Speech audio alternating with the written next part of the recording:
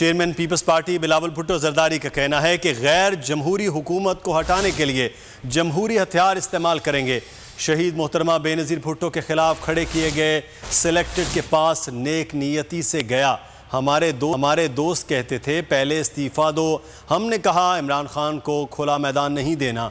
अदम एतमाद की बात पीपल्स पार्टी की जीत है। पेशावर में वर्कर्स कन्वेंशन से खिताब में उनका कहना था कि पीपल्स पार्टी 27 फरवरी से अवामी मार्च करेगी। ये तारीख का बड़ा लॉन्ग मार्च होगा। उम्मीद करता हूँ खैबर पख्तूनख्वा के जियाले सफ़े अव्वल का किरदार अदा करेंगे। कौमी असम्बली में तो इमरान खान ने हर हफ्ते सवालों के जवाब देने थे। इमरान खान उस दिन के बाद असम्बली में जवाब देने नहीं आए। ये मुहिम इस नालायक, नाजायज और नाअहल हुकूमत के खिलाफ चला रही है। उस हुकूमत के खिलाफ जिसने तब्दीली का तो वादा किया मगर 3 साल में तबाही के अलावा कुछ किया नहीं है। हर एक वादा झूठा है। यू टर्न पे यू टर्न लिया।